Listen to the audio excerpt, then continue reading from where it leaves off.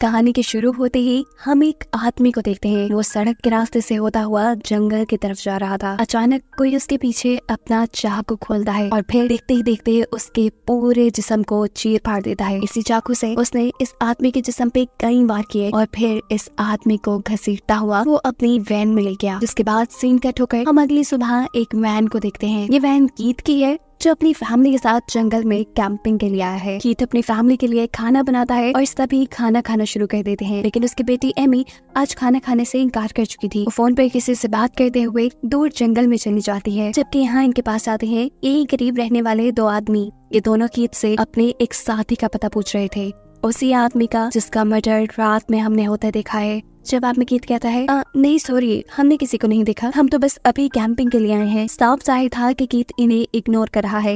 लेकिन तभी कीथ का बेटा आकर इन दोनों को दे देता है चॉकलेट्स। ये दोनों ही वो चॉकलेट रख लेते हैं और इतनी ही देर में कीथ की बेटी एमी भी यहाँ जाती है। कीथ एमी से कहता है जाओ जाकर वैन में बैठो। अब एमी को देखते ही ये दोनों लड़के कीथ से कहते हैं क्यों ना हम आपकी वैन को देख ले, हमें शक है कि हमारा साथी आपकी वैन में होगा। कीथ बड़े ही आराम से दिमाग लगाते हुए ये सिचुएशन हैंडल करता है और उन दोनों आदमियों से कहता है माफ करना लेकिन अभी हम जरा जल्दी में हैं। ये सुनकर वो दोनों आदमी चुपचाप अपनी गाड़ी में बैठकर चले जाते हैं और ये लोग भी जल्दी जल्दी अपना सामान पैक करके अपने घर की तरफ निकल जाते हैं। अभी वो आधे रास्ते में ही पहुंचे थे कि सामने उन्हें दोबारा वही दोनों आदमी मिल जाते हैं। ये दोनों अपनी कार ठीक कर रहे थे और इस टाइम एक आदमी के हाथ में गन भी थी। जिसे देखते ही कीथ की वाइफ डर जाती है। वो उससे कहती है कि तुम अपनी वैन को पीछे ले लो, लेकिन कीथ इस वैन को पीछे लेने के बजाय आगे बढ़ जाता है। अब ये दोनों आदमी कीथ के पास आते हैं और उनसे कहते हैं हमारी वैन खराब हो गई है, हो सके तो हमें लिफ्ट दे दो, वैसे भी आप लोग हमारे टाउन से गुजर के जाएंगे। कीथ का डरा सहमत चेहरा देखकर ये आदमी समझ गया कि ये लोग उसके शॉटगन से डर रहे हैं। इसीलिए वो कहता है हम दोनों को ना सही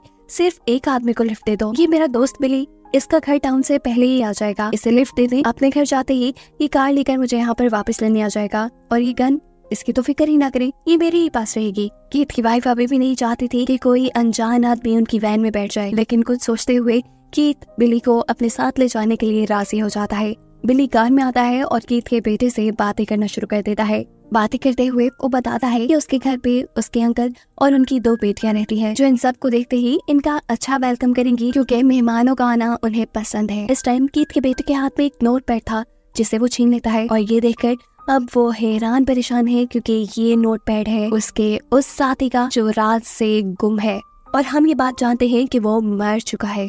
इससे पहले कि बिली भी ये हकीकत समझ लेता, कीथ का बेटा यहाँ पे बिना वक्सा के दो चाकू उसके कंधों में स्टैब करते हुए उसे भी मार देता है। और अब एक बड़ा ट्विस्ट कहानी में ये रिवील होता है कि जो फैमिली हमें इनोसेंट लग रही थी असल में यही एक खतरनाक सीरियल किलर्स की फैमिली है। सबके सब फैमिली में सीरियल किलर है। रात में जो आदमी मारा गया था वो भी कीथ के बेटे ने मारा था। कैंपिंग के दौरान ये जो मीट खा रहे थे ये भी उसी इंसान का था। साफ लफ्जों में ये लोग सीरियल किलर होने के साथ साथ कैनिबल्स भी है, ये नहीं इंसानों को खाने वाले इंसान भी है। पर उनका हुलिया देखते हुए कोई भी उनके ऊपर शक नहीं करता। बिली का मर्डर करने के बाद ये सब लोग मिलकर बिली के छोटे छोटे पीस कर देते हैं और फिर उसे फ्रीजर में फ्रीज कर देते हैं क्योंकि यही तो उनका खाना है। इस टाइम कीथ की वाइफ अपनी बेटी को इस आदमी की आंख देती है। ये देखकर उसका बेटा पूछता है ये आंख आप इसे क्यों दे रही है, ये तो मुझे देनी चाहिए, इस आदमी को तो मैंने मारा है। पर कीथ की वाइफ कहती है ये आंख एमी को इसलिए दे रही हूँ क्योंकि वो अपने ऊपर कंट्रोल रखती है, किसी पे ऐसे ही नहीं टूट पड़ती। यहाँ बिली का जो उनके पास फोन था वो भी रिंग करने लग जाता है और गुस्से में कीथ उसे तोड़ देता है। जिसके बाद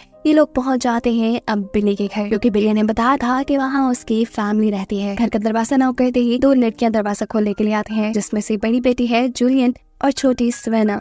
ये फैमिली बड़ा मासूम सा मुंह बनाते हुए इनसे कहती है असल में हमारी वैन खराब हो गई है, अगर आप लोग बुरा ना बनाए तो हम थोड़ी देर के लिए आप लोग के घर स्टे कर सकते हैं। इससे पहले कि जूलियन कुछ बोलती सवेना बात करके कहती है थोड़ा और आगे चलो, टाउन आ जाएगा, वहाँ के स्टे कर लेना। जवाब में कीथ की वाइफ कहती है अरे नहीं, हमें रास्ते में बिली मिला था, आप लोगों का भाई, उसी ने हमें यहाँ आने को बोला है। अपने भाई का नाम सुनते ही इन्हें घर में ले आते हैं, इन्हें खाना भी देते हैं जो इन्हें पसंद नहीं आता क्योंकि ये तो इंसान खाने वाले लोग हैं, आम खाना इन्हें कैसे पसंद आ सकता है।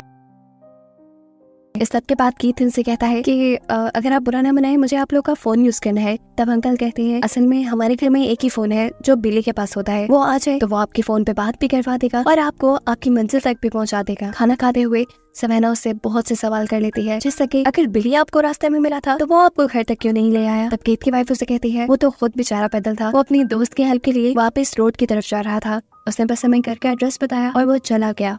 लेकिन सवेना के सवाल तो खत्म होने को ही नहीं आ रहे थे। उसके सवालों से तंग आकर ये सब अपने अपने वेपन्स निकाल लेते हैं गुस्से में सवेना को मारने के लिए। पर तभी दरवाजा नॉक होता है और यहाँ एक अच्छा खासा हड्डा कटा इंसान उनके घर पे आ जाता है, जिसे देखते ही ये चारों घबरा गए, क्योंकि ऐसे इंसान से लड़ना, उसका मुकाबला करना और उसे मारना इनके लिए हमेशा मुश्किल हो जाता है। ये जूलियन का फियांसी है। इसे देखते ही ये चारों अपने अपने वेपन्स दोबारा छुपा लेते हैं। सीन कट होकर हम बिली के दोस्त को देखते हैं, जिससे ये वहीं सड़क पर ही छोड़ा थे। वो बार बार बिली को कॉल कर रहा था, लेकिन बिली का फोन ऑफ जा रहा था। अब तो उसे घबराहट भी होने लगी थी और तभी उसके सामने आ जाता है एक पुलिस वाला। वो उसे लिफ्ट देने की ऑफर देता है, लेकिन ये आदमी इनकार कर चुका है क्योंकि उसे ये पुलिस वाला बिल्कुल पसंद नहीं। पुलिस वाले के यहाँ से जाते ही इस आदमी को उल्टियां लगना शुरू हो गई है, वो भी उसी चॉकलेट की वजह से जो कीथ के बेटे ने उसे दी थी। सीन कट होकर हमें यहाँ बिली के घर का सीन दिखाया जाता है। इसी घर में एमी जब वॉशरूम में जाती है तो गलती से बिली की आंख जो उसकी मॉम ने उसे गिफ्ट की थी वो उससे बाथरूम में ही गिर गई, जिसे वो नोटिस के बगैर ही बाथरूम से बाहर भी आ गई। बाथरूम से बाहर उसे नजर आई सवेना, जिसकी तरफ वो एक कपल की तरह अट्रैक्ट होने लगी। इतने में यहाँ पर जूलियन आ जाती है और इन दोनों को बताती है कि सोने का इंतजाम हो गया है। सोने से पहले सवेना सबको पियानो प्ले करके दिखाती है, जो सुनकर एमी भी इम्प्रेस हो गई थी। इस सब के बाद सभी लोग अपने अपने रूम्स में सोने के लिए चले गए। कीथ की वाइफ परेशान थी क्योंकि वो किसी फैमिली को मारना नहीं चाहती थी। इन्होंने भी अपने रूल्स बनाए हुए थे, ये सिर्फ उन्हीं लोगों को मारते थे जो इस दुनिया पे बोझ हो, जो बुरे काम करते हो। इन्होंने कभी हंसती खेलती फैमिलीज को नहीं मारा था और आज ये लोग यही काम करने जा रहे थे। तब कीथ अपनी वाइफ को रिलैक्स करते हुए कहता है इनके बारे में ज्यादा नहीं सोचो, ये लोग भी इस दुनिया पे बोझ ही हैं। देखो क्या लाइफ स्टैंडर्ड है इनका, ना कोई लाइफ का एम ना गोल, तुम परेशान मत हो, सब कुछ ठीक हो जाएगा। इसके बाद कीथ अपने बेटे के पास जाता है, जिसके बारे में हमें पहले से ही पता है कि वो बहुत ज्यादा जज्बाती है। वो अपने बेटे से कहते हैं कि जूलियन को तुम मार लेना, लेकिन उसके फियांसे को मैं मारूंगा क्योंकि वो एक ताकतवर इंसान है। मेरे सिग्नल देने से पहले तुम्हें कुछ उल्टा सीधा नहीं करना, वरना गड़बड़ी भी हो सकती है। यहाँ सवेना के रूम में एमी थी, जो इस टाइम सवेना के अवार्ड्स दिख रही थी, जो सबके सब उसने तीरंदाजी में जीते थे। उसका निशाना बहुत पक्का था। ये लोग यही बातें कर रहे थे कि दूसरी तरफ हम देखते हैं कि कीथ अब पहुंच चुका है सवेना और जूलियन के डैड के रूम में उन्हें मारने के लिए। जूलियन को डैड को जैसे ही अपने कमरे में हलचल महसूस होती है तो वो डरकर चीख मारने की कोशिश करते हैं, लेकिन इतने में ही कीथ उनके मुंह के अंदर कुल्हाड़ी मार के उन्हें हमेशा के लिए खामोश कर देता है। घर के बाहर कीथ का बेटा जूलियन के फियांसे के ऊपर अकेला ही हमला कर देता है। ठीक उसी वक्त जब वो उल्टी कर रहा था, पीछे से उसने अपने दोनों चाकू उसके कंधों में स्टैब कर दिए। वो लड़का जैसे ही अपने डिफेंस पे पीछे मुड़ा, कीथ के बेटे ने उसके सीने में चाकू मार मार के चीर फाड़ की और फिर उसके गले पे चाकू मारते हुए उसे भी मार डाला। हालांकि कीथ ने उसे ये सब करने से मना किया था, लेकिन फिर भी इतने तगड़े इंसान को उसने इतनी आसानी से मार दिया। इसका इनाम तो बनता ही था। कीथ उसी आदमी की जुबान काट कर अपने बेटे को इनाम के तौर पे दे देता है। यहाँ एमी जब सवेना के साथ सोने के लिए लेटी तो तभी उसने अपना चाकू निकाल कर सवेना को मारने की कोशिश की। सवेना जो उसकी इस चाल से बेखबर थी, वो जैसे ही एमी को अपने करीब से धक्का देती है तो एमी का चाकू उसी को लग जाता है। उसको चोट लगा देकर सवेना घबरा जाती है। वो यहाँ उसे टेम्परेरी तौर पे एक पट्टी बांध के घर के बाहर से उसके लिए फर्स्ट एड लेने के लिए जाती है। अपना इतना ख्याल करते हुए इस लड़की को देखकर एमी को दिल ही दिल में बुरा लग रहा था कि क्या वो इस लड़की को मार देगी। खैर हम देखते हैं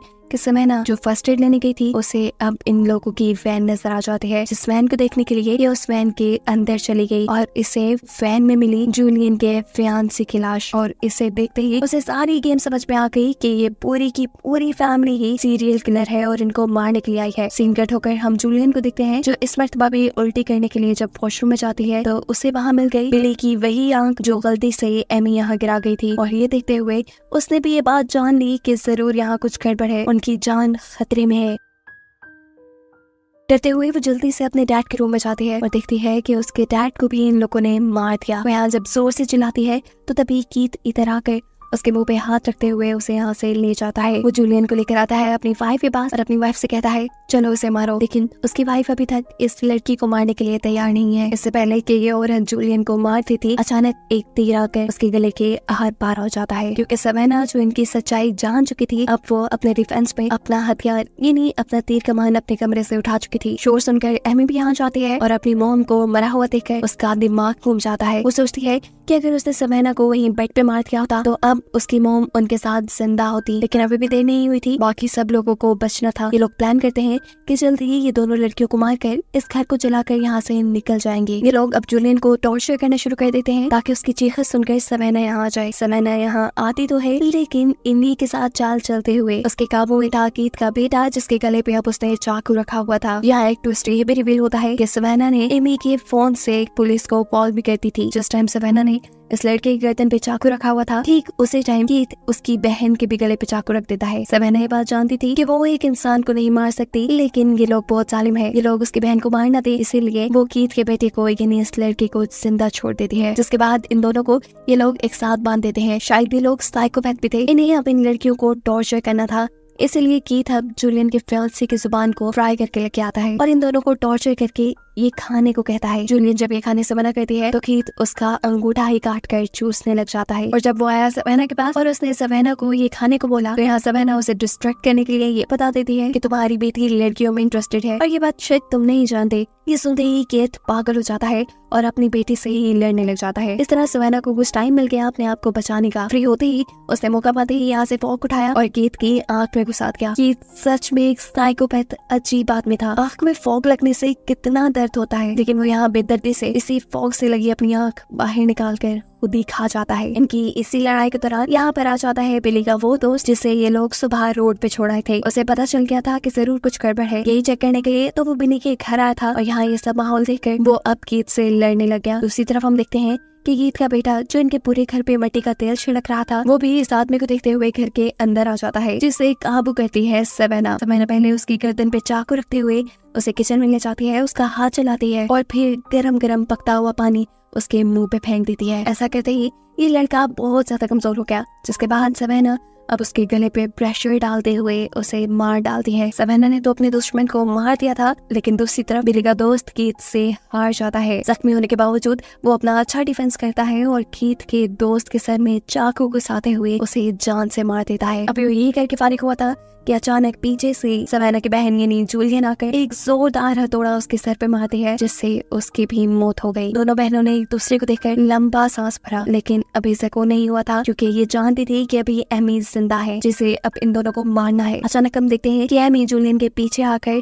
उसे चाकू मारते हुए स्टैब करके खत्म कर देती है और फिर पीछे पड़ जाती है सवेना के। अपनी जान बचाने के लिए अपने तीर कमान से सवेना उसके ऊपर हमला करने वाली थी, जिससे बचने के लिए एमी घर से बाहर भागते हैं। हम देखते हैं कि बाहर पुलिस भी आ चुकी थी। पुलिस को असल में कॉल तो सवेना ने ही की थी, पर एमी के नंबर से। यहाँ पुलिस भी सारा माहौल देखकर धोखा खा गए। उन्होंने एमी की फैमिली को इनोसेंट समझ लिया, जबकि इन गाँव वालों को सीरियल किलर। पुलिस को यहाँ एमी की जान बचाना ठीक लगता है और इसी के चलते वो सवेना को गोली मार के यही खत्म कर देते हैं। उसने अपने हेडक्वार्टर में भी यही इन्फॉर्म किया था कि गांव वालों ने मासूम टूरिस्ट की फैमिली को मार डाला। अभी वो रिपोर्ट दे ही रहा था कि अचानक एमी उसके पीछे आती है और उसे भी मार डालती है, जिसके बाद अब वो बिल्कुल फ्री थी। बेशक उसकी फैमिली मर गई थी, लेकिन वो जिंदा थी। क्या वो अपने खिलाफ सारे सबूत मिटाने के लिए इस पूरे घर को आग लगाकर अपनी फैमिली वैन लेकर निकल जाती है, जिसे दिखाते हुए ये कहानी यही खत्म हुई।